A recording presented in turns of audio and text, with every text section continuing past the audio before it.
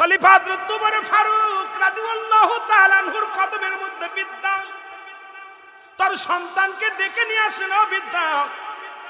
বিদ্যা বলে, হুজুর আমি আমার ছেলেকে আপনার কদমের মধ্যে আনছি, আমার ছেলের বিচার করা লাগবে। বিচার চাই কে? বাবাই বিচার চায়। কি চায়? বাবাই বিচার চায়। খলিফা হযরত উমর ফারুক দেখতে বলে, বিদ্যা তুমি যার বিরুদ্ধে অভিযোগ করো উনি কে? বলে, উনি আমার কলিজার টুকরা সন্তান। বাবা সন্তানকে জিগায়, বাবারে তোমার বিরুদ্ধে অভিযোগ তোমার বাবার, তুমি কি হয় মুরব্বি, তোমার কি হয়? বলে, আমার বাবা। বলে, তোমার কি অভিযোগ? বিদ্যা বলে, হুজুর আমার ছেলে বড় বড় 3টা অপরাধ করেছে। কয়টা অপরাধ? কেমন ছেলে কেমন বাবা? যদি কোরআন মানো অবশ্যই সন্তানকে পর বানায়া দিবা। কোরআন যদি মানো নিজের সন্তান মেয়ে ছেলেকে তুমি পর বানায়া দিবা। কারণ কোরআনের আইন যখন মানতে যাবা কোনো জিনাকরের সাপোর্ট দিবা না, কোনো ঘুষখোর সুদ করে সাপোর্ট দিবা না। কারণ কোরআনের আইন না মানার কারণে, হাদিসের আইন না মানার কারণে আজকে তোমরা জিনাকারীর পক্ষ নাও, সুদখোরের পক্ষ নাও। আর আমার দেশে অনেক জিনাকারী জেল থেকে বাইর হয় ফুলের মালা গলায় নিয়ে। জোরে বলেন ঠিক কিনা? খালি চিল্লাই কবেন না, কথা বুঝা কবেন না, হইলে বলেন হুজুর এটা আপনি রং করছেন। আমি আগেই বলছি আপনাদেরকে, আমি এমন কিছু করে যাব না যা দ্বারা মানুষ ক্ষতিগ্রস্ত হবে। আর আমি এত বড় আলেম না, যদিও শরিয়াতের ডিগ্রি নিছি, আমি ডিগ্রিকে মূল্যায়ন করি না। আমি আপনাদের ভাই হিসেবে আপনাদের বাঁচার জন্য 2টা কথা বলে যাব। এ আমার ভাইরা, আমার বন্ধুরা, আমার গভীর মনোযোগ। বলে, হুজুর ছেলে 3টা অন্যায় করেছে। কয়টা? 3টা অন্যায় করেছে। নাম্বার 1, আমার ছেলে মানুষ হত্যা করছে। এটা কি পাপ না সব? নেকি না সব? বালা কাজ না মন্দ কাজ? জোরে কন, বালা না মন্দ? জোরে বলেন, বালা না মন্দ? পৃথিবীর মধ্যে মানুষ হত্যা মহাপাপ, জীবত্যাই তো মহাপাপ। আর এখন আপনার কোন মুসলমান একজন মানুষে মানুষকে হত্যা করে? 100 টাকার জন্য এক ভাই আর এক ভাইয়ের গলায় ছুরি চালায়া দেয়, এক ভাই আর এক ভাইকে মারে। রাসূল বলছে, বাল হুয়া কেলাফি, দুনিয়াটা পচা দুর্গন্ধ মরি। মানুষের চরিত্র হবে কুকুরের চরিত্র। কুকুর যেমন মরি পাইলে খুশি হয়, সে জামানার মানুষগুলো সম্পদ পাইলে খুশি হবে। আজকে সম্পদের জন্য ভাইয়ের গলায় ভাই ছুরি লাগায় দেয় গো।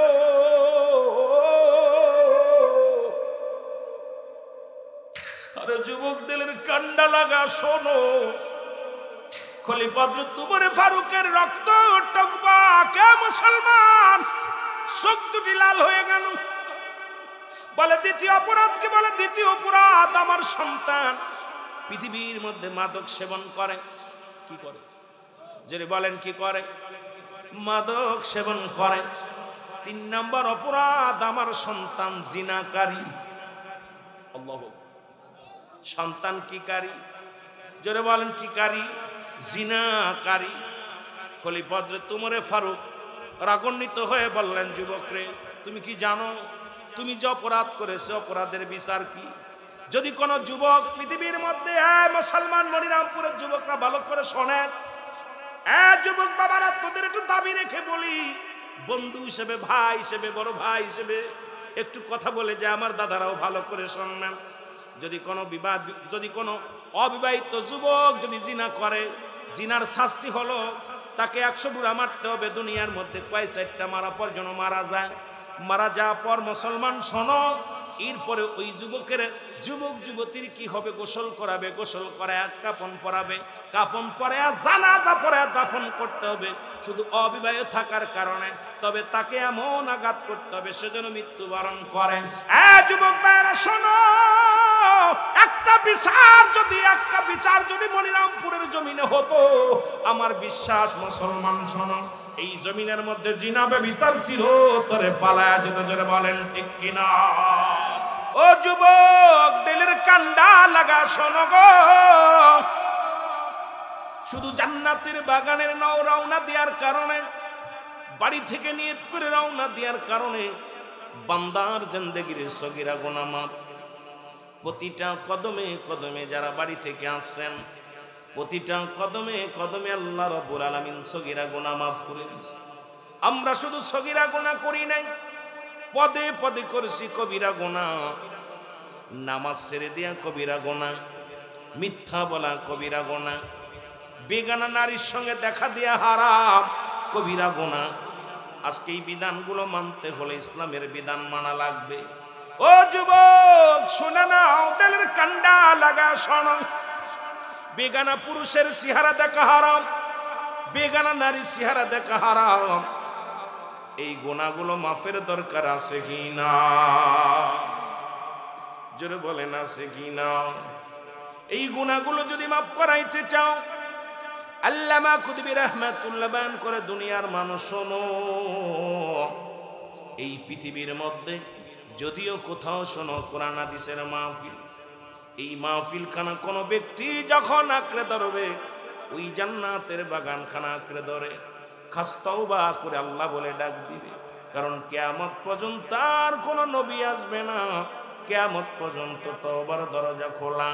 বান্দা যখন গুনার কথা মনে করে খাস তওবা করে আল্লাহ বলে ডাক দিবে, আমার আল্লাহ রব্বুল আলামিন বান্দার জীবনের সমস্ত গুনাহগুলো মাফ করে দিবে। জোরে বলেন মারহাবা। একটু মহব্বতের সঙ্গে দুরূদ শরীফ পড়েন আল্লাহুম্মা। বক্স দুটো সাউন্ড মেরে দেন একবার ভাই, বক্সের সাউন্ড কমান, মাইকের সাউন্ড অনেক সুন্দর হচ্ছে, বাইরে আওয়াজ সুন্দর হচ্ছে, বাইরেও বক্সের আওয়াজ কমাই দিবেন। ওয়ালা আলি সাইয়্যিদিনা, পরে তুমি বক্স বন্ধ করে দেন, খালি মাইক চালান। ওয়ালা আলি সাইয়্যিদিনা, মদিনা যাইতে পারলাম না, মদিনা দেখতে পারলাম না। বলেন মদিনা যাইতে পারলাম না, মদিনা দেখতে পারলাম না। মহব্বতে বলেন মদিনা যাইতে পারলাম না, মদিনা। আমি অসহায় তাই এত দূরে রই, আমি অসহায় তাই এত দূরে রই। দূর থেকে সালাম জানাই, শুধু দূর থেকে সালাম জানাই। মদিনা যাইতে পারলাম না, মদিনা দেখতে পারলাম না। বল মদিনা যাইতে পারলাম না, মদিনা। মদিনার নাম কত সুন্দর,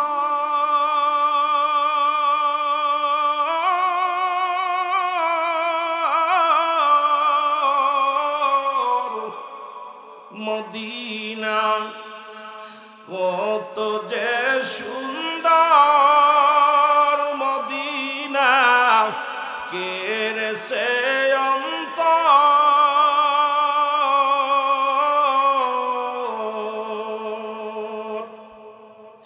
ওই মদিনার পথের ধুলি, ওই মদিনার পথের ধুলি মাখতে পারলাম না। মদিনা যাইতে পারলাম না, মদিনা দেখতে পারলাম না। বলেন মদিনা যাইতে পারলাম না, মদিনা। আমি অসহায় তাই এত দূরে রই, শুধুই সালাম জানায়। বল দূর থেকে সালাম জানায়। মদিনা যাইতে পারলাম না, মদিনা। এ দুনিয়ার মুসলমান,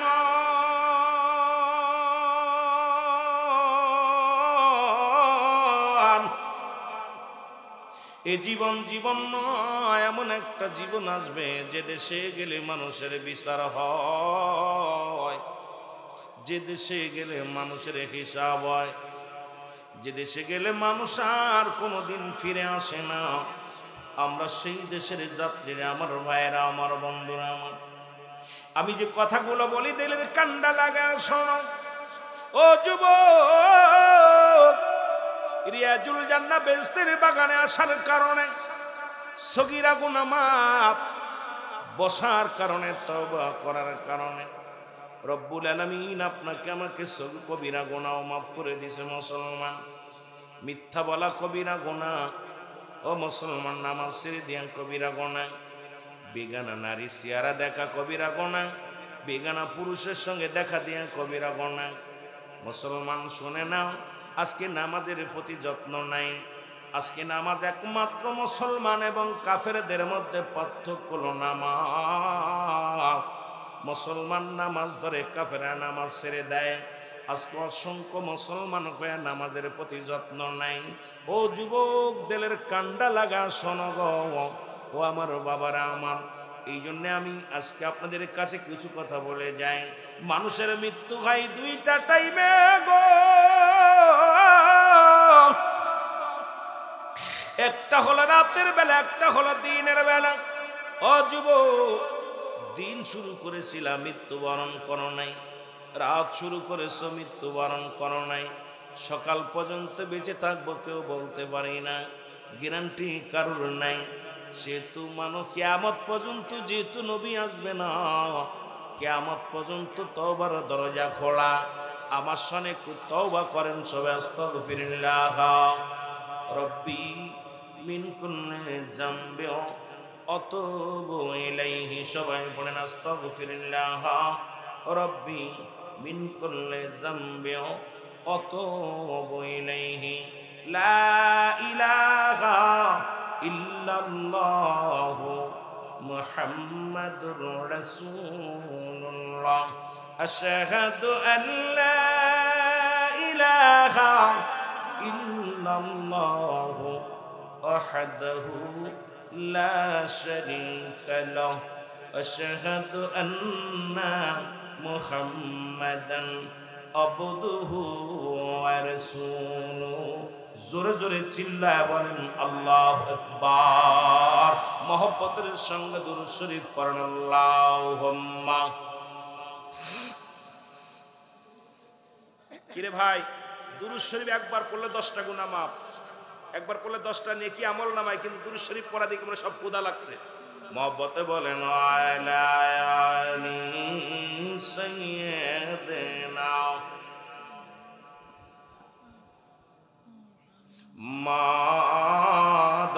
মাদাল্লাহুম্মা সাইয়্যিদিনা মাওলানা মুহাম্মদ ওয়া আলা সাইয়্যিদিনা। এ দুনিয়ার মুসলমান,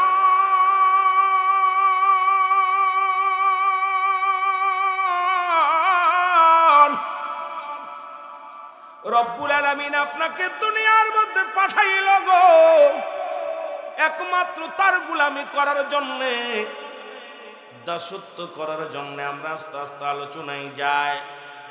আপনি পড়লেন লা ইলাহা ইল্লাল্লাহ, নাই কোন ইলাহ ইল্লাল্লাহু, এক আল্লাহ ছাড়া, মুহাম্মাদুর রাসূলুল্লাহ সাল্লাল্লাহু আলাইহি ওয়াসাল্লাম। একটা কথা আমার মনে পড়ে গেল রে মুসলমান, একটু দিলের কান্ডা লাগা শোনো। রব্বুল আলামিন আপনাকে আমাকে পাঠাইছে একমাত্র তার গোলামি করার জন্য। কার গোলামি করবেন? জোরে বলেন কার? আমার আল্লাহ বলে, আমার সাথে পড়েন বিসমিল্লাহির রাহমানির রাহিম। কুল হুয়াল্লাহু আহাদ আল্লাহুস সামাদ লাম ইয়ালিদ ওয়া লাম ইউলাদ ولم يكن له كفوا أحد আল্লাহ ডাকতে বলে হাবিব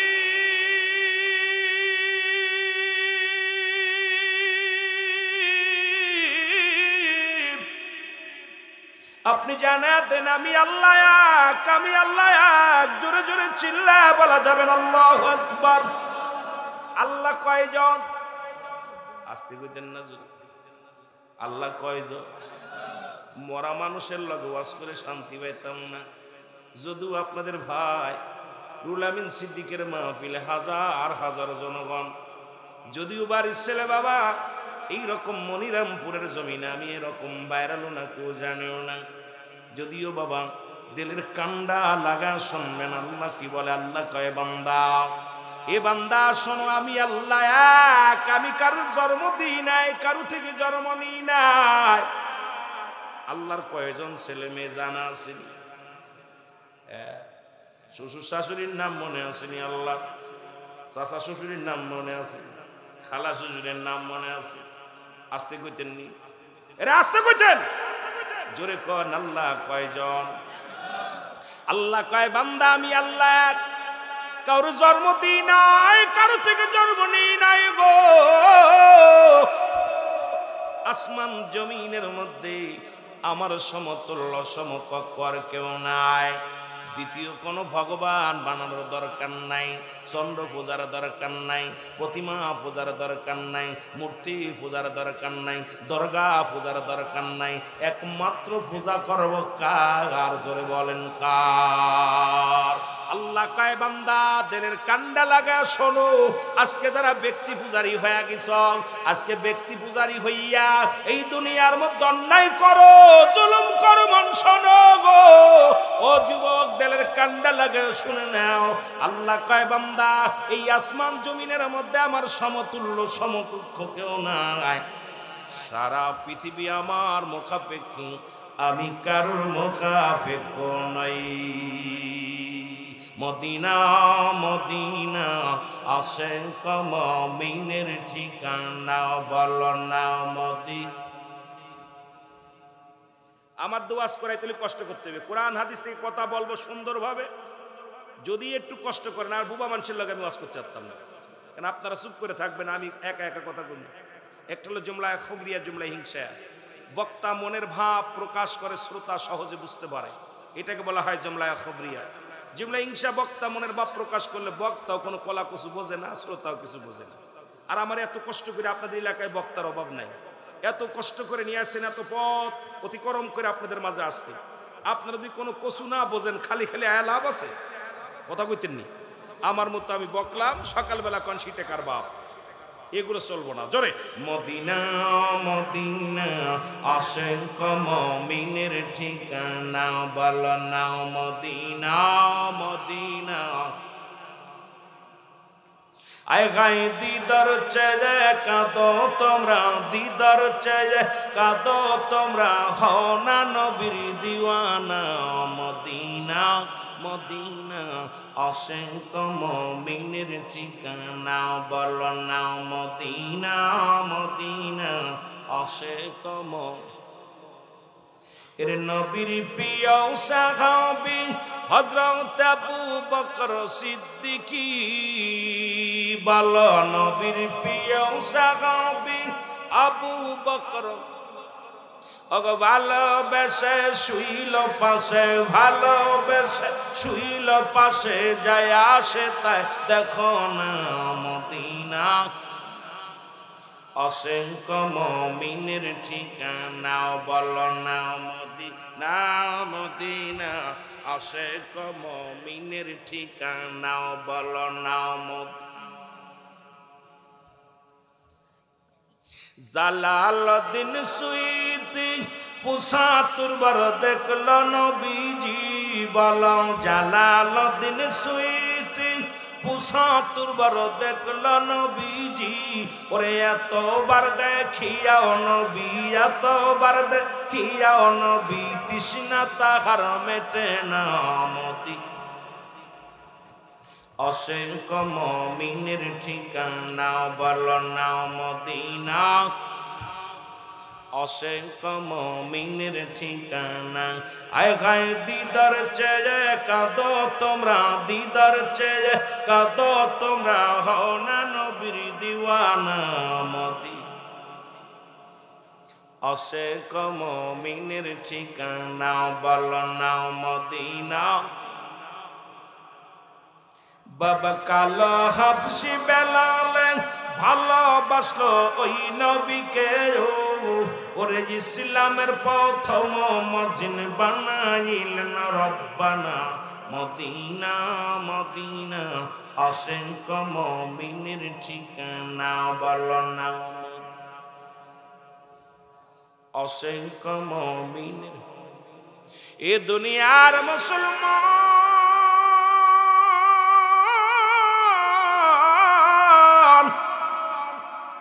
যে কথাগুলো বলে দিলের কান্ডা লাগা শোনো গো, রব্বুল আলামিন আপনাকে দুনিয়ার মধ্যে পাঠাইলো একমাত্র তার গোলামি করার জন্য, দাসত্ব করার জন্য। আর দুইটা টাইমে মানুষের মরণ হয়, একটা হলো রাত, একটা হলো দিনের বেলা। আল্লাহ রাত শুরু করেছে নামাজ দিয়া গো, দিনও শুরু করেছে আল্লাহ নামাজ দিয়া। এ মুসলমান দিনে শুরু হলো বান্দা ফজর, 2 রাকাত সুন্নাত নামাজ তুমি আদায় করলা, সঙ্গে সঙ্গে তুমি হয়ে গেল আমার আল্লাহর আল্লাহ আমার নবীর প্রেমিক। এবার 2 রাকাত ফরজ নামাজ তুমি আদায় করলা, সঙ্গে সঙ্গে হয়ে গেলে তুমি আল্লাহর গোলাম। এখন যদি দিনের মধ্যে তোমার মৃত্যু হয়, তোমার মৃত্যুটা হবে নবীর প্রেমিক আল্লাহর গোলাম। এখন তুমি আল্লাহর কাজ করো নাই, নবীর প্রেম করো নাই। ও মুসলমান, তুমি আমলিকি নাও, বিএনপিও নয়, জামাতও নয়। এখন তোমার কি অবস্থা হবে নিজেই বুঝা নাও। আরে নবীর দলও ছিল না, আরে মুসলমান আল্লাহর দলও ছিল না। তোমার যদি মৃত্যু হয়ে যায়, দিনের মধ্যে যদি তোমার মরণ হয়, রব্বুল আলামিন তোমারে বান্দা হিসেবে স্বীকার করবে না, রাসূল তোমাকে উম্মত বলে স্বীকার করবে না। তোমার অবস্থা কি হবে একবার বুঝা লাও না, জোরে বলেন ঠিক কিনা। কোন দিকে যাবি রে মন? রাসূলের পক্ষেও না, আল্লাহর পক্ষেও নাই। সুন্নাত আদায় করো নাই, সুন্নাতির মধ্যেও তুমি জড়িত না, ফরজের মধ্যেও তুমি জড়িত না। তোমার অবস্থা কি হবে? এ আমার ভাইরা, আমার বন্ধুরা, আমার দিনের বেলা তোমার মরণ হয় না, রাত্রে মরণ হবে, এর মধ্যে কোনো সন্দেহ নাই। যেটা বলেন ঠিক কিনা।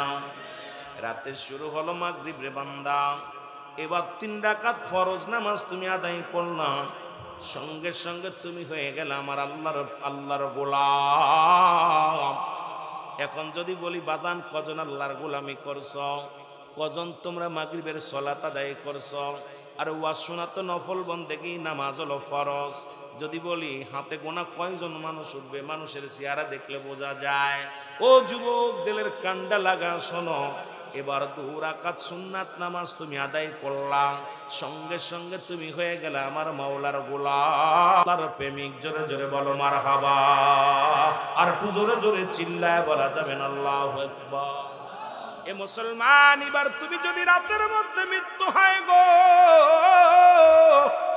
তোমার মরণটা হবে আমার আল্লাহর গোলাম, রাসূলের প্রেমিক। তোমার এই দেহটা বড় মূল্যবান হবে রে বাবা, এই দেহের বড় দাম থাকবে। ওরে মুসলমান, আজকে তো নামাজের প্রতি যত্ন নাই, সুন্নাতের প্রতি যত্ন নাই, পর্দার প্রতি যত্ন নাই।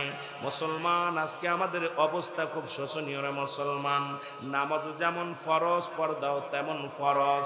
আজকে একটা বাড়ির মধ্যে পর্দা নাই, দেশের মধ্যে পর্দা নাই, না থাকার একটাই কারণ হলো ইসলামের দিক নির্দেশনা আমরা ভুলে গেছি। মুসলমান শুনে নাও, আজকে নারী নেতৃত্বের কারণে সমাজ ও জাতি নষ্ট হয়ে যায়। যদিও না বললে নয় রে মুসলমান, শোনো ও মুসলমান, তোমাদেরকে কি বলে বুঝাইব?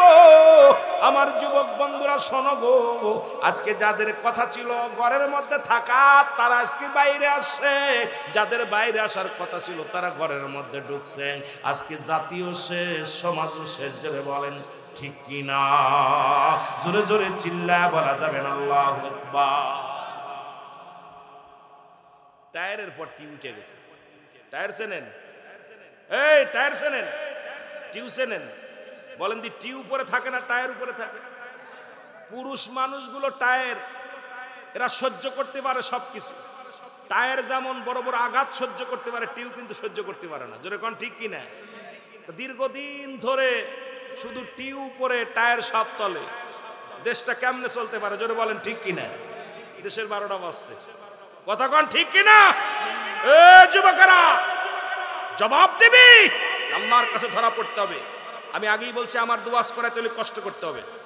যত ভালোবাসা দিবেন তত ভালোবাস শুনবেন, যত ফাঁকি দিবেন আমিও ফাঁকি দিব। আমি এতদিন আপনাদের মনিরামপুরে আসি নাই, আল্লাহ আমার চালাই নাই। কথা বলেন, চালাই নাই? চালাইছে। আজকে বর্তমান টায়ারের উপরে টিউ উঠছে। টিউ উঠার কারণে জেনারেশনে বাস্ট হয়ে যায়, লিক হয়। আজকে অবস্থা 12 বাজছে। শিক্ষা খাতের অবস্থা খারাপ, আপনার রাজনীতির অবস্থা খারাপ, ব্যবসার অবস্থা খারাপ। সবচেয়ে বেশি ভয়ঙ্কর খারাপ হয়েছে শিক্ষা খাত। জোরে বলেন ঠিক কিনা? বানর থেকে কেমনে মানুষ। ছোট্টবেলা পড়েছি, ডান দিকেতে রেখা টেনে বাম দিকেতে যা, নিচে একটা নুক্তা দিলি হয়ে গেল বা। ডান দিকেতে রেখা টেনে ডান দিকেতে যা, উপরে 2 নুক্তা দিলি হয়ে গেল তা। আর এখন পড়ি হাট্টি মাটিম টিম, তাদের খাড়া দুটো সিং তারের হাট্টি মাটিম টিম। সব উল্টা পাল্টা। তার একটাই কারণ হলো টিউ গেছে উপরে, টায়ার গেছে ভিতরে। আপনারা কি টায়ারের উপরে দিয়ে চালাইতে চান না টিউ উপরে দিয়ে চালাইতে চান? এই মনিরামপুরের যুবকরা, আমি আপনাদের কাছে জানতে চাই, টায়ার উপরে যাবে না টিউ উপরে যাবে? যদি টায়ার যায় তাহলে ইসলামী রাষ্ট্র কায়েম হবে। যদি টায়ার যায় তাহলে ইসলামের বিধান চলবে। যদি টায়ার উপরে যায় তাহলে এই দেশে পর্দা হবে। যদি টায়ার উপরে যায় দেশে নারীর কি হবে না, নারীর সতীত্ব রক্ষা থাকবে। যদি টায়ার উপরে যায় ঘুষ সুদ বন্ধ হবে। যদি টায়ার উপরে যায় তাহলে এদেশে চোর বাটপার গুন্ডা বন্ধ হবে। এদেশে মসজিদ মাদ্রাসা সুন্দরভাবে চলবে। এদেশে মসজিদে তালা পড়বে না, এদেশে মাদ্রাসায় তালা পড়বে না।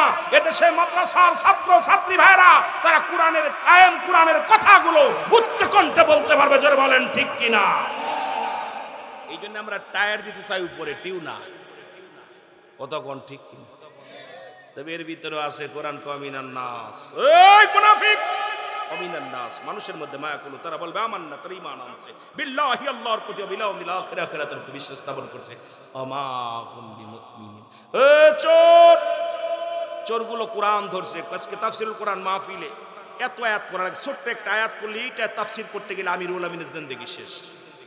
আমিরুলের জিন্দেগি শেষ। আল্লাহ কয়, হাবিব চোর আছে বাটপার গুলো কোথায়? আপনার কাছে যাবে। নাস শব্দের অর্থ মানুষ।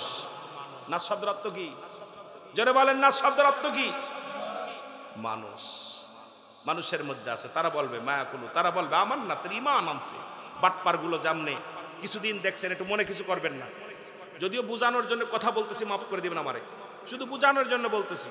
এতদিন দীর্ঘদিন যখন 17 বছর আপনার আমলিক সরকার ক্ষমতায় ছিল, যারে দোষে সেই কয় আমলিকির লোক। কথা কন ঠিক কিনা? যেই আমলিক পল্টি খাইছে, এখন যারে দ্বারা কয় আমি বিএনপি নাই জামাত। কথা কন ঠিক কিনা? এখন আমলিকের বড় বড় নেতা ওরা কি কয়? আমরা বিএনপির লোক, আমরা জামাতের লোক। এই বাটপার গুলো আমরা সবাই চিনি কম বেশি। জোরে বলেন ঠিক কিনা? আমার দলের দরকার নেই, আমার দরকার কোরআনের। আমার দলের দরকার নেই, আমার দরকার হাদিসের। আর এই হাদিস কোরআন যদি চালু করতে হয় অবশ্যই নীতির দরকার। সেই নীতিটা, মূল নীতি হলো ইসলাম। জোরে বলেন ঠিক কিনা? আরো জোরে বলেন ঠিক কিনা? ইসলামের 5টি স্তম্ভ নাম কালেমা, নামাজ, রোজা, হজ, জাকাত। এই 5টা যদি কায়েম করতে হয় অবশ্যই মুসলিম রাষ্ট্র দরকার। জোরে বলেন ঠিক কিনা?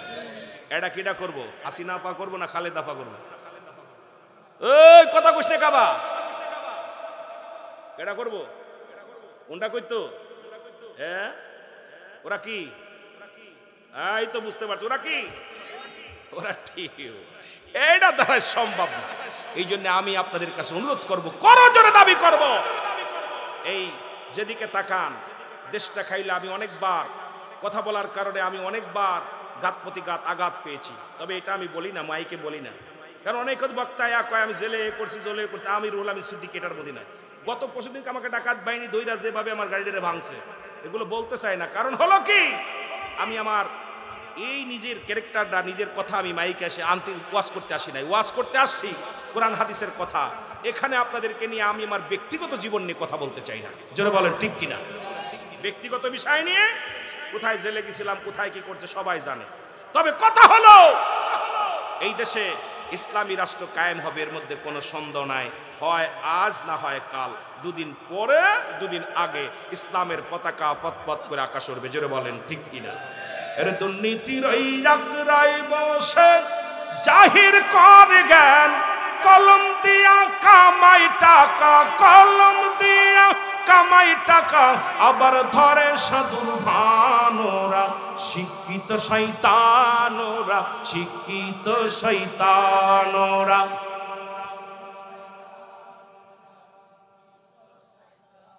কিছু শিক্ষিত শয়তানের জন্য আজকে জাতীয় অবস্থা খুব খারাপ।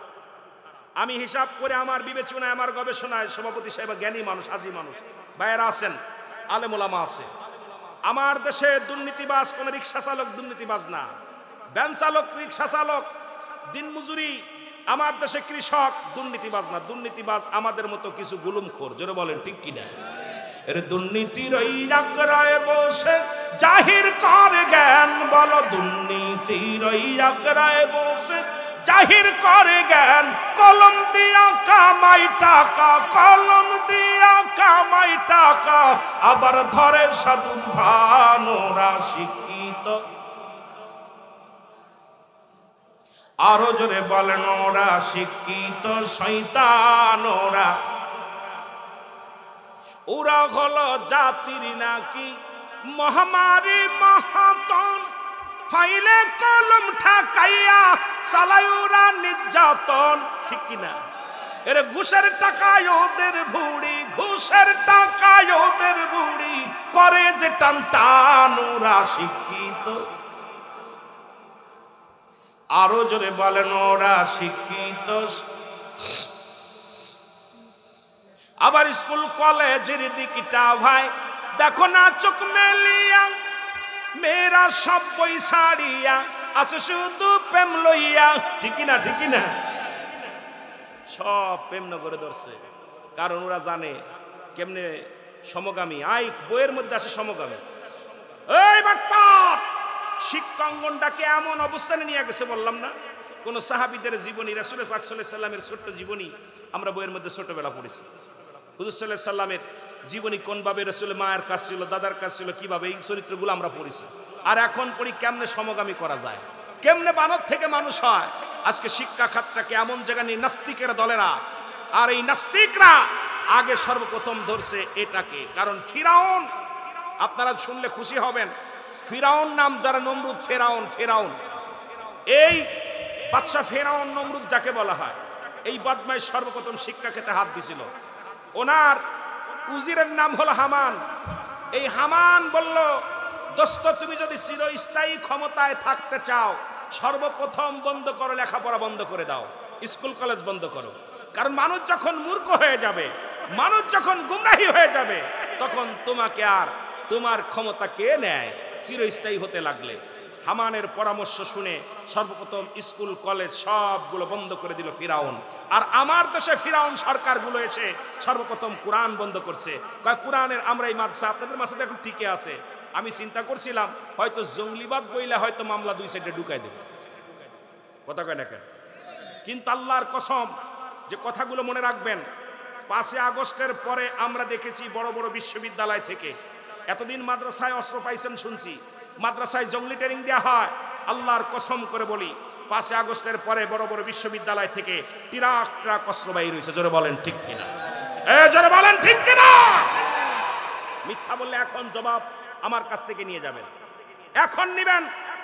যেখানে আমরা বই টানতে টানতে আমাদের ঘাড় ব্যথা হয়ে গেছে, কলম ধরতে ধরতে, আর এখন বিশ্ববিদ্যালয় ট্রেনিং দেওয়া হয়, কি অস্ত্রের ট্রেনিং দেওয়া হয়, দুনালা বন্দুক ট্রেনিং দেওয়া হতো।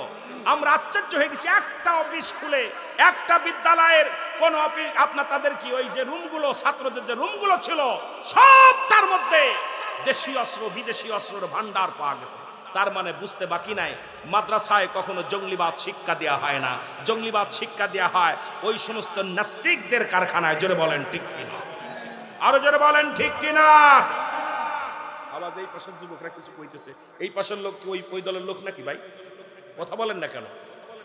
আবার স্কুল কলেজের দিকটা ভাই দেখো না চোখ মেলিয়া, ছেলেরা সব বই ছাড়িয়া আছে শুধু প্রেম লইয়া। অস্ত্র যে তার সঙ্গের সাথী, অস্ত্র যে তার সঙ্গের সাথী, হইতেছে মস্তানুরা শিক্ষিত। আরো জোরে বলেন ওরা শিক্ষিত। এই শয়তানগুলোরে কেমনে করবো আমি? কইরা শিক্ষিত শয়তান। এ ভাইরা আমার, বন্ধুরা আমার, ছোট্টবেলা শুনেছি, ছোট্টবেলা উস্তাদ বলতো মানুষের মতো মানুষ হতে হবে, বাবাই বলতো মানুষের মতো মানুষ হতে হবে, প্রধান শিক্ষক মাদ্রাসার উস্তাদগুলো বলতো মানুষের মতো মানুষ হতে হবে, মায়ে বলতো মানুষের মতো মানুষ হতে হবে। ভাবতাম বাবা ভুল করতেছে, কারণ আমি তো মানুষ, আমি তো গরু না। আমার চোখ আছে, হাত আছে, পা আছে, মা বাবার যা আছে, ভাই বন্ধুর যা আছে, সবই তো আমার আছে। তবে মানুষের মতো মানুষ হতে বলে কারণটা কি? এখন বুঝতে পারি কেন মানুষের মতো মানুষ হতে বলতো। যুবক শুনে নাও, বিদেশ থেকে ডিগ্রি আনিয়া, বিদেশ থেকে ডিগ্রি আনিয়া যারা আমার দেশে চেয়ারের মধ্যে বইয়া, যাদের কলম চলে না ঘুষ ছাড়া, এরা কি মুসলমান মানুষ না মানুষ? আরো জোরে বলেন মানুষ না মানুষ? এখন বুঝি, আগে বুঝতে পারি নাই কেন মানুষ হতে বলেছিল। আসলে আমরা লেখাপড়া করেছি, বিদ্যা অর্জন করেছি। আমার দেশে অনেক উকিল, অনেক মুসলমান, অনেক বিচারক মিথ্যা সাক্ষী দিয়া, মিথ্যা নাটক সাজায়া হাজার হাজার নিরীহ মানুষদেরকে ফাঁসির মঞ্চে নিয়ে গেছে, হাজার হাজার মানুষের সারা জীবন পঙ্গু বানায় দিছে। কারণ তারা এই দুনিয়ার মধ্যে, যুবক তুমি দুনিয়ার আদালতের বিচার পাইয়া, দুনিয়ার মধ্যে রাজত্ব পাইয়া কত মানুষের কষ্ট দিলা, কত মানুষের দুঃখ দিলা। আল্লাহর কসম, আল্লাহর কসম, তুমি জেনে নাও আল্লাহর আদালতে তোমার জবাব দেওয়া লাগবে। জোরে বলেন ঠিক কিনা? এ ভাইরা, বন্ধুরা, একটা কষ্ট পাইলাম। ওই যে কালামানিক আছেন আমার মতো চেহারা, চিনছেন নি? এদের ফাঁসি দেওয়ার দরকার। এই জন্যই বলবো, হয়তো আমার জন্য অনেক রাগ করবেন। ও বলতেছে যে আমার জীবন সার্থক, যে আমি সাইদের ফাঁসির কার্যকর আমি নিজে করেছি। কত বড় বেয়াদব! বলতেছে আমার জীবনটা সার্থক, যে আমি ওনাকে ফাঁসির মঞ্চে ফাঁসির রায়টা দিতে পেরে আমি ধন্য। আরে ভাই, একজন বিচারক হইয়া, একজন বিচারক হইয়া যিনি এই কথা বলতে পারে, যে কত বড় একজন প্রতি আপনার ওই মহিলাদের মতো কোটা দেওয়া মানুষ, কথা বুঝেন? হয়তো কোনোদিন ওনার সাথে কোনো কথার মতের বিরোধিতা ছিল, ওনার চিন্তা ছিল যদি কোনোদিন বাটে পায় দেখাই দিবে। কেমনে বাটে দিছে আমি আশ্চর্য হয়ে গেছি। ওনার ওই সাক্ষাৎকারটা, উনি সাক্ষাৎকারে একটা বলছে যে আমার জীবনটা সার্থক, যে আমি ওনাকে ফাঁসির রায় দিতে পেরেছি। এই কথা কি বোঝেন? আপনার নিরা বলছেন আমার গায়ের পশম খাড়ায় গেছে। আরে একজন মুসলমানকে মিথ্যা নাটক সাজায়া, মিথ্যা নাটক সাজায়া তারা কি করলো? আর ওই বিচারক কয় আমার সার্থক। আল্লাহ দুনিয়ার মধ্যে কলার পাতার পর দিয়ে যে শুয়ে আছে বেড়া, তোর তো দুনিয়ায় শুয়েছিস কলার পাতার পরে, কবরে শুবি আগুনের পরে। জোরে বলেন ঠিক কিনা? আমার পাপ মশার কামড় খাইছি, আয় হায়, তাহলে তো ভালো। এ মুসলমান, গভীর মনোযোগ।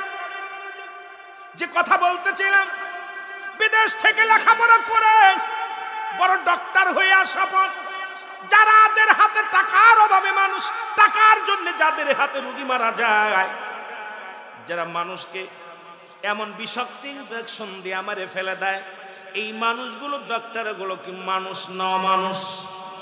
যারা বলেন মানুষ না মানুষ? এখন বুঝি কেন মানুষের মতো মানুষ হতে বলেছিল।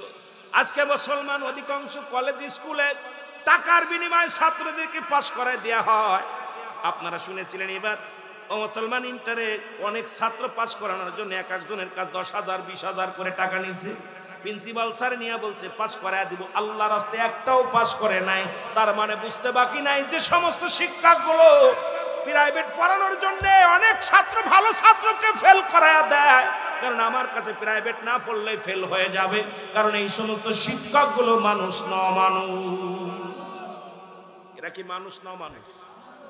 এখন বুঝতে পারি, এখন বুঝি, আগে বুঝতে পারি না কেন মানুষ হতে বল, মানুষ হতে কেন বলেছে। যুবক ভাইয়েরা, বন্ধুরা আমার, সন্তানের হাতে বাবা লাঞ্ছিত।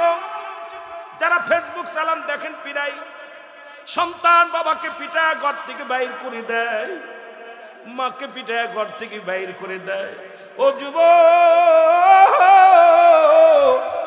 আমি বলি তারা মানুষ হতে পারে না, তারাও মানুষ। জোরে বলেন ঠিক কিনা? ইলা ইলাহা, এই মাইকের সাউন্ড বাড়ান, টানছে কম, আওয়াজ হচ্ছে ভালো কিন্তু গলা খাচ্ছে। ইলা ইলাহা ইল্লাল্লাহ, জোরে লা ইলাহা, লা ইলাহা ইল্লাল্লাহ। যুবক ভাইয়েরা, হযরত ওমর ফারুক রাদিয়াল্লাহু তাআলা আনহুর কাছে জনক এক মুরব্বী তার সন্তানের হাত ধরে টেনে টেনে নিয়ে চলে আসছে। খুব খেয়াল করবে, কার কাছে? লোকটা খুব সুবিধা ছিল, এত বড় রাগী যারা দেখলে শয়তান ফলাইতো, যে রাস্তা দিয়ে যাইতো শয়তান সেই রাস্তায় দৌড়াইতো। আবার হযরত ওমর ফারুক এমন একজন খলিফা ছিল, নিজের মাথায় বহন করে, আটা বহন করে মানুষের বাড়ি পৌঁছে দিয়েছে। সুবহানাল্লাহ। আহা, এমন একজন রাষ্ট্রনায়ক ছিল। রাতের অন্ধকারে ওমর ফারুক রাতের অন্ধকারে ছদ্মবেশে মানুষের বাড়ি বাড়ি বেড়াইছে, ঘুরতো যে কে কোন দুঃখী আছে, কে কোন অবস্থায় আছে। এই উমরের মতো শাসক আমাদের প্রয়োজন আছে কিনা? আর এখন আমরা যে সমস্ত এমপি মন্ত্রী বানাইছি, ওরাও মন্ত্রী হওয়ার আগে পায়ে ধরে মুসির পায়। আরে গতবার দেখছিলাম এক হিন্দু এই মসজিদে বয়ে নামাজ পড়তেছে, টুপি মাথায় দিয়ে নামাজ পড়তেছে। গতবার জুম্মার নামাজ হাজির হয়ে গেছে, টুপি মাথায় দিয়া জুম্মার নামাজ হাজির হয়ে গেছে। আর ভোটের আগে কত পায়ে ধরে। কিন্তু এই সমস্ত মিথ্যাবাদী কাজ্জাব অনেক দেখেছি। আর নয়, আমরা চাই আবার শান্তি। জোরে বলেন ঠিক কিনা? ইসলামী দেশ মোরা, মুসলিমি দেশ, কোরআন হাদিস এটা নবীর আদেশ। জোরে বলেন ঠিক কিনা? এই দেশেতে আমরা আনবো শান্তিতে, সকলেই থাকবো। জোরে বলেন, শান্তিতে সবাই থাকবো, কোরআন হাদিস মোরা আনবই। জোরে বলেন, কোরআন হাদিস মোরা। যে পড়ে কোরআনের বাণী শুনি, আল্লাহ তাআলা দয়া করে জানি, এই দেশে কোরআনের আইনি চলবে। ইসলামী দেশ মোরা, মুসলিমি দেশ, বলো ইসলামী দেশ মোরা, মুসলিমি দেশ, আদর্শ দেশ মোরা গর্ব। এই দেশে কুরআনি আনব, এই দেশে হাদিসি আনব। ইসলামী দেশ মোরা, মুসলিমি দেশ, বলো ইসলামী দেশ মোরা, মুসলিমি দেশ, কোরআন হাদিস এটা নবীর আদেশ। বলেন ঠিক কিনা? সবাই মিলে মিশে থাকবো, সবাই মিলে মিশে থাকবো। জোরে বলেন ঠিক কিনা? যুবক ভাইরা, খলিফা হযরত ওমর ফারুক রাদিয়াল্লাহু তাআলা আনহুর কদমের মধ্যে বিদ্যা তার সন্তানকে ডেকে নিয়ে আসেন। বিদ্যা বলে, হুজুর, আমি আমার ছেলেকে আপনার কদমের মধ্যে আনছি, আমার ছেলের বিচার করা লাগবে। বিচার চাই কে? বাবাই বিচার চায়। কে চায়? বাবাই বিচার চায়। খলিফা হযরত ওমর ফারুক দেখতে বলে, বিদ্যা, তুমি যার বিরুদ্ধে অভিযোগ করো উনি কে? বলে, উনি আমার কলিজার টুকরা সন্তান। বাবা সন্তানকে জিগায়, বাবারে তোমার বিরুদ্ধে অভিযোগ তোমার বাবার, তুমি কি হয় মুরব্বি, তোমার কি হয়? বলে, আমার বাবা। বলে, তোমার কি অভিযোগ? বিদ্যা বলে, হুজুর, আমার ছেলে বড় বড় 3টা অপরাধ করেছে। কয়টা অপরাধ? কেমন ছেলে কেমন বাবা? যদি কোরআন মানো অবশ্যই সন্তানকে পর বানায়া দিবা। কোরআন যদি মানো নিজের সন্তান মেয়ে ছেলেকে তুমি পর বানায়া দিবা। কারণ কোরআনের আইন যখন মানতে যাবা, কোনো জিনাকরের সাপোর্ট দিবা না, কোনো ঘুষখোর সুদ করে সাপোর্ট দিবা না। কারণ কোরআনের আইন না মানার কারণে, হাদিসের আইন না মানার কারণে আজকে তোমরা জিনাকারীর পক্ষ নাও, সুদখোরের পক্ষ নাও। আর আমার দেশে অনেক জিনাকারী জেল থেকে বাইরে হয় ফুলের মালা গলায় নিয়ে। জোরে বলেন ঠিক কিনা? খালি চিল্লাই কবেন না, কথা বুঝা কবেন না, হইলে বলেন হুজুর এটা আপনি রং করছেন। আমি আগেই বলছি আপনাদেরকে, আমি এমন কিছু করে যাব না যা দ্বারা মানুষ ক্ষতিগ্রস্ত হবে। আর আমি এত বড় আলেম না, যদিও শরিয়াতের ডিগ্রি নিছি, আমি ডিগ্রিকে মূল্যায়ন করি না। আমি আপনাদের ভাই হিসেবে আপনাদের বাঁচার জন্য দুইটা কথা বলে যাব। এ আমার ভাইয়েরা, আমার বন্ধুরা, আমার গভীর মনোযোগ। বলে হুজুর ছেলে 3টা অন্যায় করেছে। কয়টা? 3টা অন্যায় করেছে। নাম্বার 1, আমার ছেলে মানুষ হত্যা করছে। এটা কি পাপ না সব? নেকি না সব? বালা কাজ না মন্দ কাজ? জোরে কন, বালা না মন্দ? জোরে বলেন, বালা না মন্দ?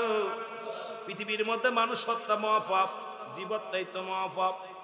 আর এখন আপনার কোন মুসলমান একজন মানুষে মানুষকে হত্যা করে?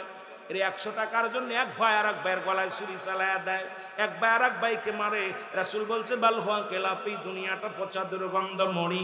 মানুষের চরিত্র হবে কুকুরের চরিত্র। কুকুর যেমন মরি পাইলে খুশি হয়, সে জামানার মানুষগুলো সম্পদ পাইলে খুশি হবে। আজকে সম্পদের জন্য ভাইয়ের গলায় ভাই ছুরি লাগায় দেয় গো।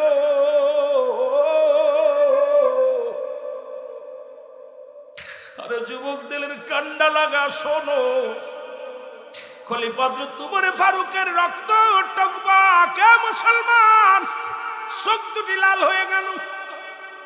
বলে দ্বিতীয় অপরাধ কি? বলে দ্বিতীয় অপরাধ, আমার সন্তান পৃথিবীর মধ্যে মাদক সেবন করে। কি করে? যদি বলেন কি করে? মাদক সেবন করে। 3 নম্বর অপরাধ, আমার সন্তান জিনাকারী। আল্লাহু সন্তান কি কারী? জোরে বলেন কি কারী? জিনাকারী। খলিফা উমর ফারুক রাগান্বিত হয়ে বললেন, যুবকরে তুমি কি জানো তুমি যে অপরাধ করেছো অপরাধের বিচার কি?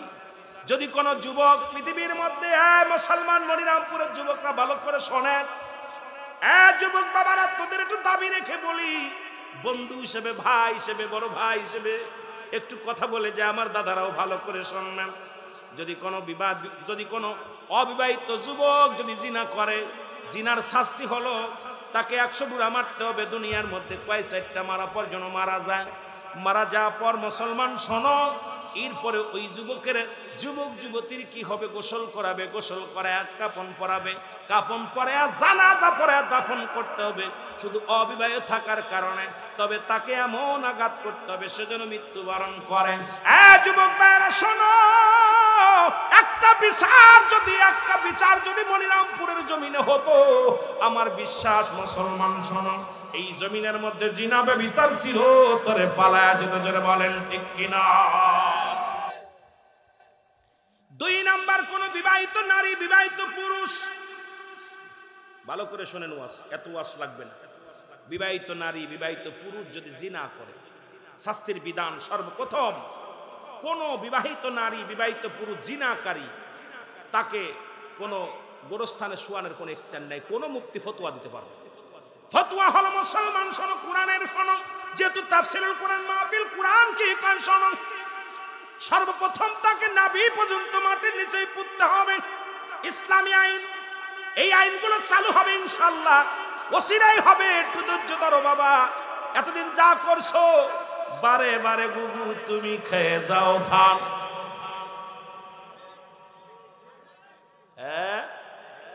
এইবার আসলে কতক্ষণ পাচ্ছিবার ধান ধরা পড়বা। জোরে বলেন ঠিক কিনা? মানুষ এখন বুঝতে শিখেছে, এরপরও যদি না শিখিস কপাল মন্দ। জোরে বলেন ঠিক কিনা? কি হবে বেঁচে থেকে অযথা বিদ্যা শিখে, যদি না গড়তে পারো শাসনবিহীন সমাজটাকে? কি হবে বেঁচে থেকে? কি হবে বেঁচে? কি হবে লেখালেখি কলমবাজির এই মহড়া, সমাজেতে আসল চিত্র যদি না যাই তুলে ধরা। চাকরি বায় করো যদি, ছেড়ে দাও আইনা গদি। ঠিক কিনা? কি হবে বিবেকটাকে ধোঁকা দিয়ে? কি হবে বেঁচে থেকে? জোরে, কি হবে বেঁচে থেকে অযথা বিদ্যা শিখে, যদি না গড়তে পারো শাসনবিহীন সমাজটাকে? কি হবে বেঁচে? কি হবে যুবক নামের পূজা হয়ে এই দেশেতে, ক্ষমতাটা বারে বারে যদি যায় গো নারীর হাতে। মরে যা সব করা।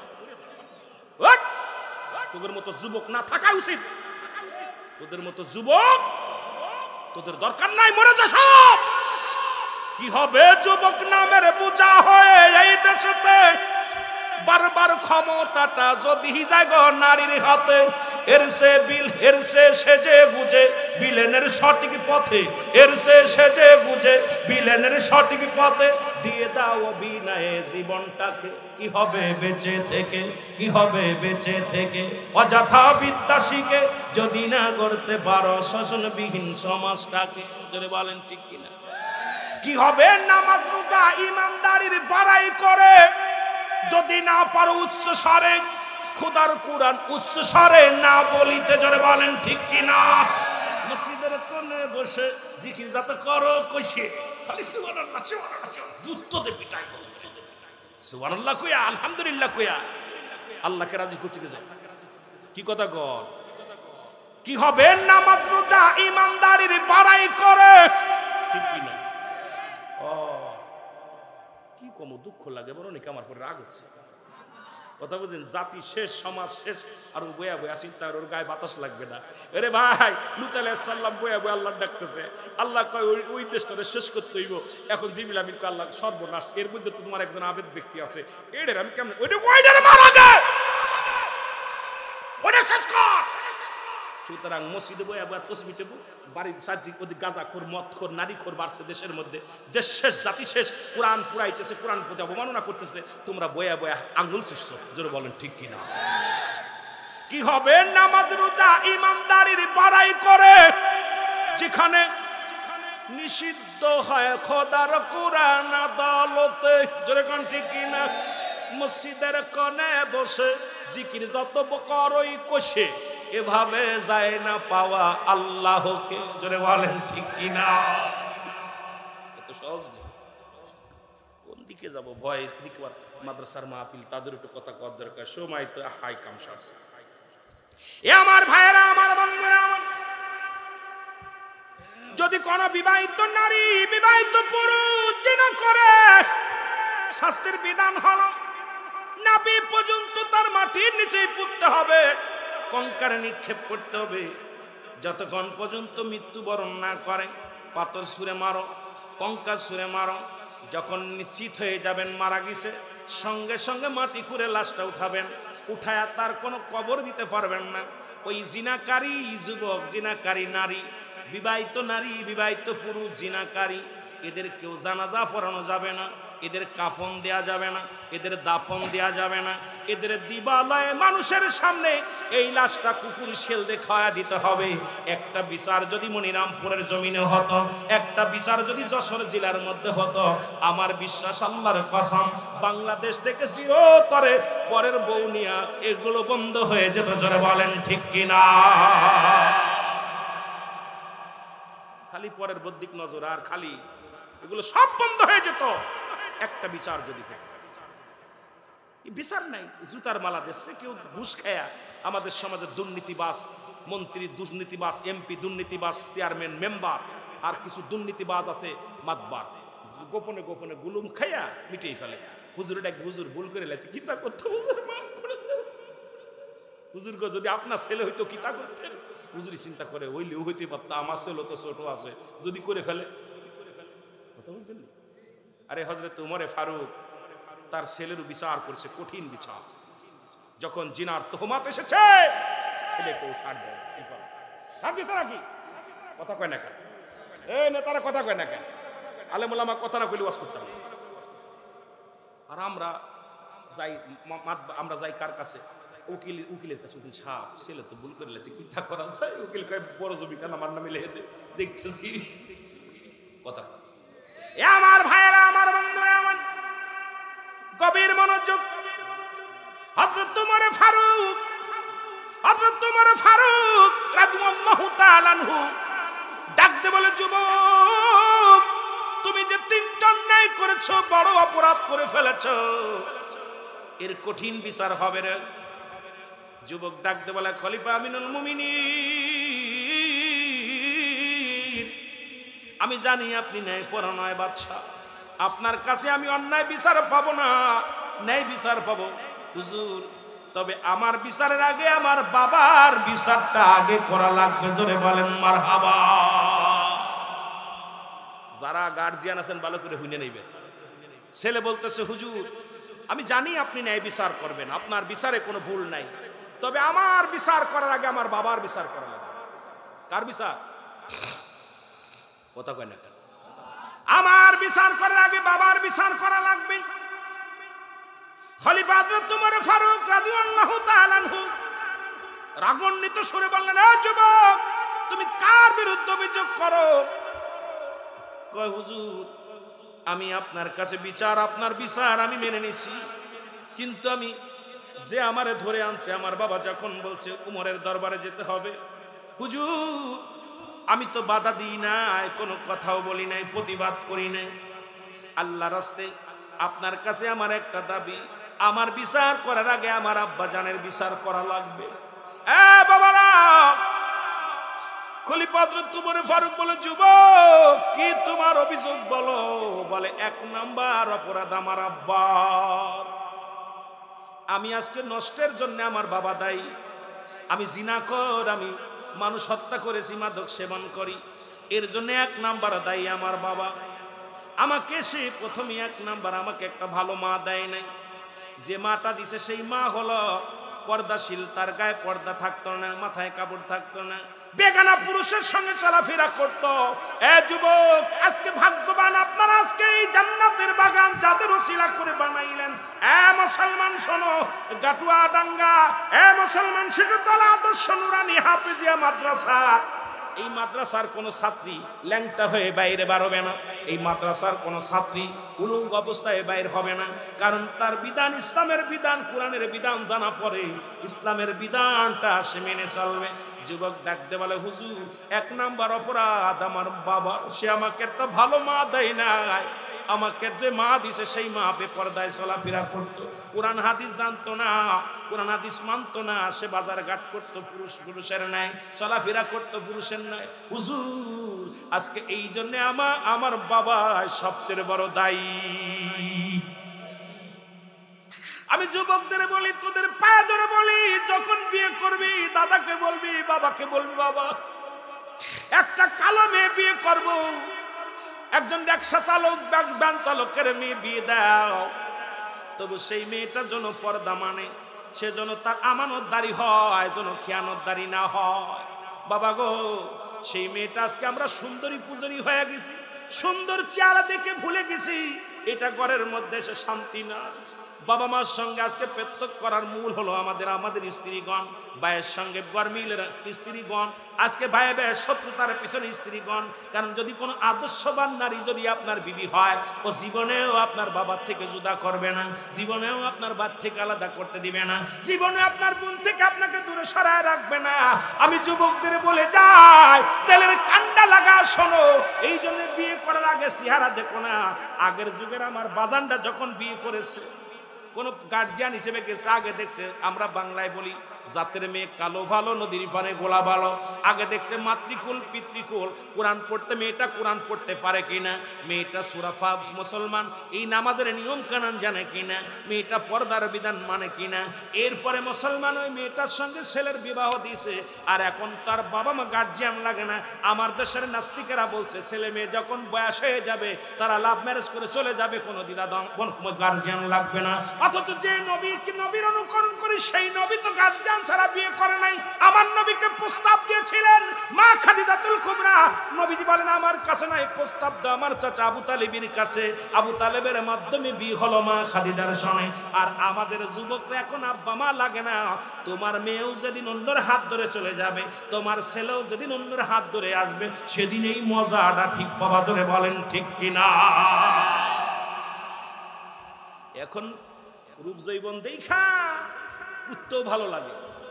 তোমারটা যেদিন আরেকজনের হাত ধরে যাবে তখন মজা বুঝবি যে বাবা কত কষ্ট পেয়েছিল, মা কত কষ্ট পেয়েছিল। এই যুবক ভাইরা শোনে না, যে কথাগুলো বলি দিলের কান্ডা লাগা শোনো। কষ্ট হচ্ছে আপনাদের? কষ্ট হচ্ছে? আমার ভাইরা, আমার মা বোনদের বলি, মারা বিয়ের আগে 1000 বার বিবেচনা করবা, ভাববা দাদির কাছে, মার কাছে, প্রয়োজনে বাবার কাছে বল, বাবা গো আপনি আমাকে বিবাহ দিবেন, আপনার কথা আমি রাজি। তবে একজন রিক্সা চালক হোক, ভ্যান চালক হোক, দিন মজুরি হোক, বাবা গো সেজন্য সুদখোর না হয়, সেজন্য ঘুষখোর না হয় বাবা, সেজন্য আমাকে পর্দায় রাখে, সেজন্য নামাজের জন্য আমারে তাগিদ দেয় বাবা গো। সারাদিন পরে একবেলা খাবার দিবে, সেজন্য হালাল খাদ্য খাওয়ায় বাবা গো। এমন আর আমরা দেখি মেয়েদের বিয়ে দেওয়ার সময় খালি দেখি জামাই কত টাকা চাকরি পায়, কত টাকা বেতন, কত তালাক, কত টাকা ইনকাম করে। এ যুবক তোদের অনুরোধ করি রে, গার্জিয়ানদের অনুরোধ করে যাক, যখন বিয়ে করবা, বিয়ে দিবা, নিম্নতর ওই মেয়েটা একজন হালাল কর বান্দার হাতে তুলে দিবা। ওই বান্দার হাতে দিলে সেই মেয়েটাকে নিয়ে পর্দায় রাখবে, সেই মেয়েটাকে সুখে রাখবে, শান্তিতে রাখবে। আর একজন ঘুষখোর সুদখোর জিনাখোরের হাতে যখন তোমার মেয়েটা দিবা, সারাদিন সে অশান্তির মধ্যে থাকবে, সারা জীবন সে কষ্টের মধ্যে থাকবে। এই জন্য আমি গার্জিয়ানদের অনুরোধ করে যাব, হাজারবার বিবেচনা করে, হাজারবার গবেষণা করে আপনার ছেলেটাকে বিয়ে দিবেন, আপনার মেয়েটাকে বিয়ে দিবেন, যদি শান্তি ফিরাইতে চান। জোরে বলেন ঠিক কিনা? সমাধান চাও যদি জীবনে মরণে, ফিরে আসো পিছনে, চোখ রাখো কোরআনে। সমাধান বলো, সমাধান চাও যদি জীবনে মরণে, ফিরে আসো পিছনে, চোখ রাখো কোরআনে। সমাধান তবেই পাবে সুখ শান্তির ঠিকানা, তবেই পাবে সুখ শান্তির ঠিকানা, যদি তুমি মেনে নাও মনে প্রাণে। সমাধান সমাধান চাও যদি জীবনে মরণে, ফিরে এসো পিছনে, চোখ রাখো কোরআনে। সমাধান সমাধান চাও যদি জীবনে মরণে, ফিরে এসো পিছনে, চোখ রাখো কোরআনে। তবেই পাবে সুখ শান্তির ঠিকানা, তবেই পাবে সুখ শান্তির ঠিকানা, যদি তুমি মেনে নাও মনে প্রাণে। সমাধান শান্তি পাইতে হলে কোরআনের দিকে চোখ রাখো, হাদিসের দিকে ফিরে আসো। জোরে বলেন ঠিক কিনা? ও যুবক, আমি আমার মাদের বলি, মা ও আমার মা বোনেরা যারা এখন বিবাহর বয়স হয়ে গেছে, সবাই তার হুজুর পাবেন না, সবাই তো বক্তা পাবেন না। যদি কোন হুজুর, আপনার মতো একটা হুজুর পাইলে বিয়ে করতাম। কারণ অনেক মার মনে মনে আফসোস করি, আমি মাগের বলি হুজুর দরকার নাই, সবাই হুজুর হবে না, তবে মনে মনে কল্পনা করবেন আমি যেন একটা হালাল করে বান্দা পাইতে পারি, একজন নামাজি ব্যক্তি, একজন আল্লাহ পাগল রাসূল প্রেমিক একজন স্বামী যদি তোর কপালে জুটে যায়, দুনিয়া আখিরাত দুইটাই শান্তিরে মাজরে। বলেন ঠিক কিনা? 2 নাম্বার বলে হুজুর, 2 নাম্বার অপরাধ আমার বাবার, মনে আসেনি? 2 নাম্বার অপরাধ আমার বাবার। 1 নাম্বার অপরাধ সে ভালো একটা মা দেয় নাই, 2 নাম্বার অপরাধ সে আমার কুরআন হাদিসের জ্ঞান শিক্ষা দেয় নাই। আজকে দুজনকে কি দেয়া হলো? টুপি দেয়া হলো, একটা করে রুমাল দেয়া হলো। আমি তাদের দিকে তাকায়া প্রাণটা ভরে গেছে। আল্লাহ একজন দিন দরদি কন্যা সন্তানের বাবা, কারণ রাসূল বলছে একটা কন্যা সন্তান হলে একটা জান্নাত তার আমলনামায়। আজকে দুজন ব্যক্তিকে মঞ্চে যখন আসছে, আমার কলিজাটা ঠান্ডা হয়ে গেছে দেখা পাওয়া। শুধু দেখছেন আমি তাকায়া তাকায়া, সভাপতি সাহেব যখন তাদের হাতে যখন টুপিটা দেওয়া হলো, যখন রুমালটা দেওয়া হলো, প্রাণের ভিতরে এত শান্তি লাগতেছিল। আল্লাহ, ঘরে ঘরে যেন ফাতেমার বংশধর হয়, ঘরে ঘরে যেন রাবিয়ার মতো মা হয়, ঘরে ঘরে যেন আসিয়ার মতো মা হয়। আজকে এই পল্লীর মধ্যে 2টা কোরআনের পাখির বাবাকে যে সম্মান করা হলো, আখিরাতেও এই পাখিদের বাবা মায়ের নূরের তাজ পরায়া দিবে আল্লাহ তার মাথায়। জোরে বলেন মারহাবা। আর একটু জোরে বলো। যুবক বলে হুজুর 2 নাম্বার অপরাধ আমার বাবা মা আমাকে কোনো জ্ঞান, ইসলামের জ্ঞান শিক্ষা দেয় নাই। আজকে মেয়ে বিশ্ববিদ্যালয় পড়ে ল্যাংটা বানায় ফেলেছ, আজকে মেয়েগুলো নষ্ট করে ফেলেছ। সন্তানদেরকে নষ্ট করেছো। তোমার ছেলে বিশ্ববিদ্যালয় যাক, কোনো দুঃখ নাই, ডক্টর ইঞ্জিনিয়ার হোক, এটা আমরাও চাই। তবে সর্বপ্রথম তাকে কোরআনের জ্ঞান দাও। তাকে কিছু না হলেও মুসলমান কয়েকটা হাদিসের পরে জ্ঞান দাও। তাকে কিছু না হলেও নামাজের নিয়ম কানুনগুলো শিক্ষা দাও, জানাজার নিয়মটা শিখতে পারে, হালাল হারাম যেন বুঝতে পারে। এই পর্যন্ত শিক্ষা দেওয়ার জন্য মক্তবের বিকল্প নাই। যেমন আমাদের কারি সাহেব আছে, যখন মক্তবের শিক্ষা দেয়, কোন কোরআনের পাখিগুলো হারাম খাইতে পারে না, কোরআনের পাখিগুলো মুসলমান হারাম পথে চলতে পারে না। আমি আপনাদের অনুরোধ করব, আমার যুবক বন্ধুরা, আমার বাবারা, আমার দিলের কান্ডা লাগা শোনো। আজকে মুসলমান যুবক ডাকতে বলো, হুজুর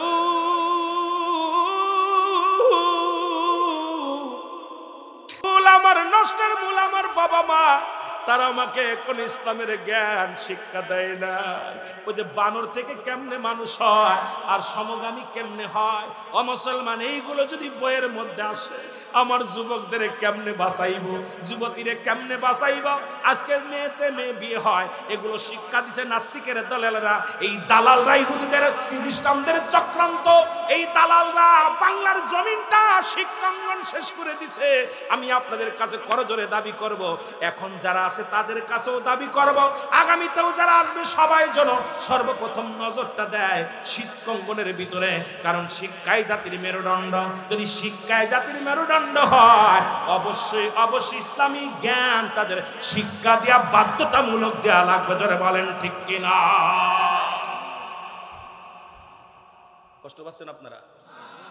সবচেয়ে কষ্ট হলো শিক্ষা খাতে এমন শেষ করে দিচ্ছে, সমগামী শিক্ষা দেয় যে মেয়েতে মেয়ে বিয়ে করতে, ছেলে ছেলে সমগামী। আরে তোরা গলায় ধরে নিয়ে মরে যাওয়া উচিত ছিল প্রত্যেকটা মৌলবী। আমার তো আমি নিজেকে কন্ট্রোল করতে পারি নাই, নিজেকে ধৈর্য ধরতে পারি নাই। যদিও আমি আপনাদের এলাকায় আসতে পারি না, অনেক দাওয়াত, এই বছরের দাওয়াত নিয়ে 200-300 নিতে পারতাম, কিন্তু একটা দাওয়াত নিতে পারি না, কারণ দূরের থেকে আসতে হয়। সেই চট্টগ্রাম বাড়ির কাছে না, অনেক দূরে।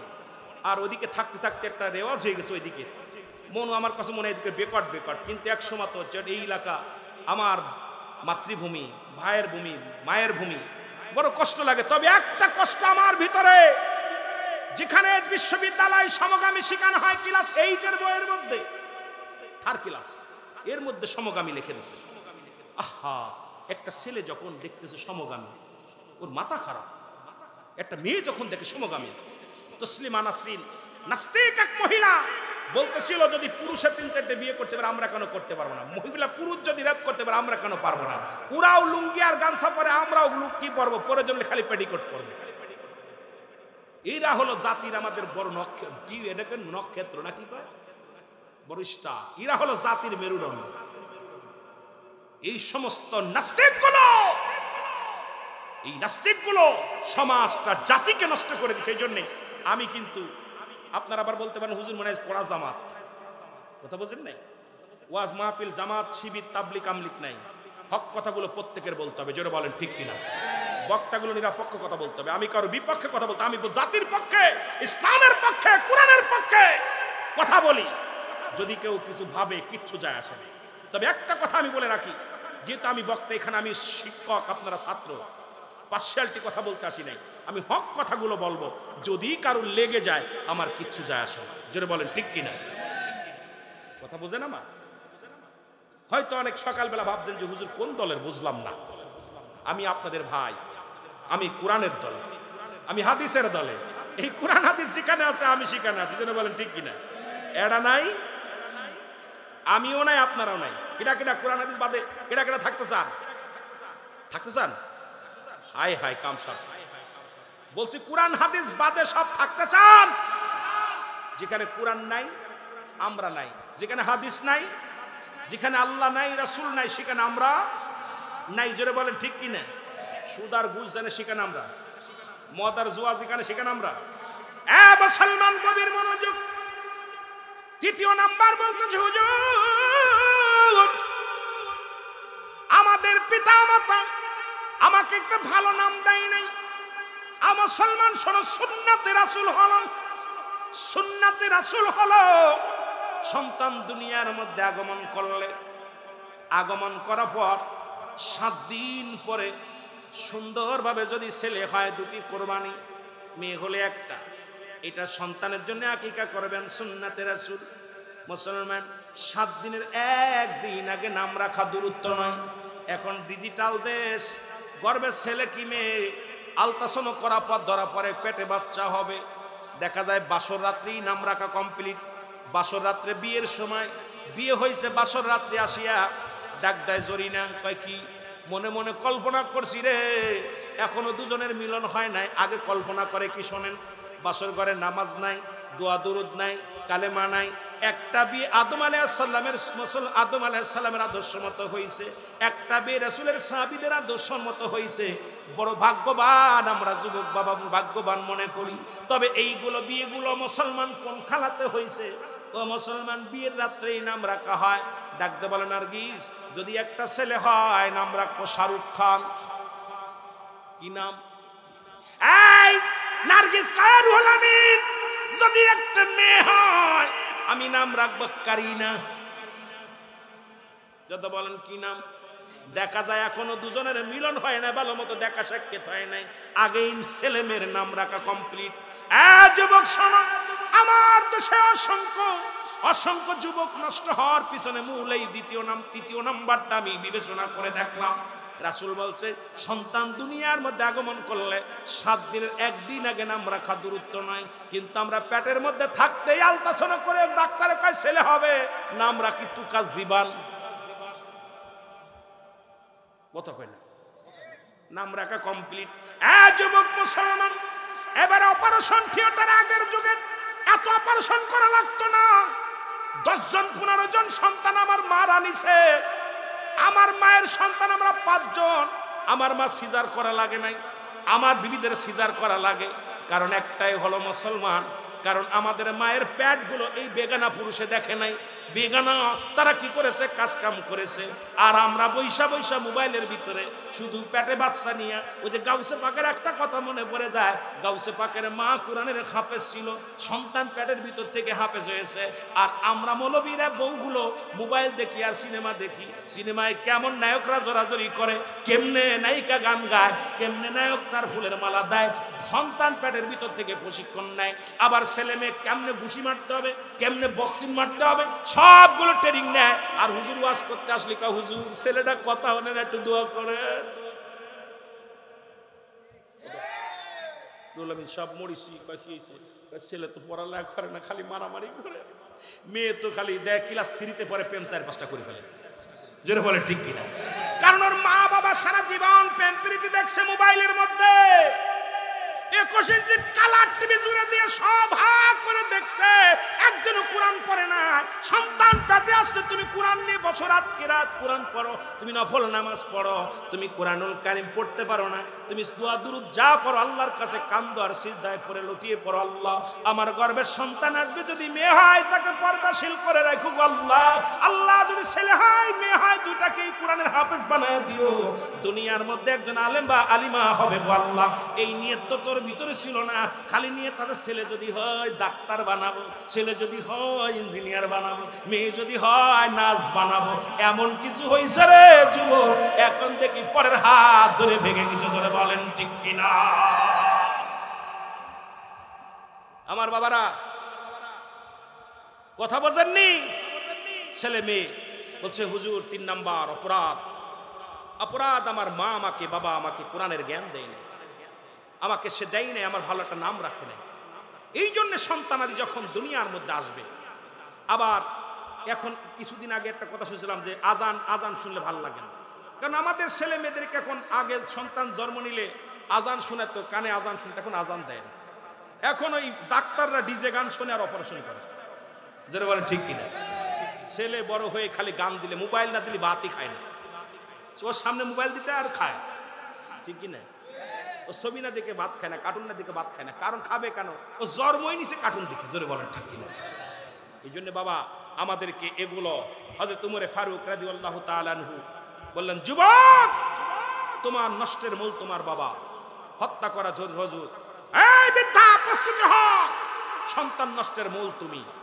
বিদ্যা বলে আমিনুল মুমিনিন আমার ভুল হয়ে গেছে, এত বড় ভুল আমি বুঝতে পেরেছি, আমাকে আপনি তওবা করে দেন, আল্লাহ যেন আমাকে মাফ করে দেয়, আমার সন্তানকেও যেন মাফ করে দেয়। এই জন্য অধিকাংশ বাবা মা আমরা ধরা পড়ে যাব।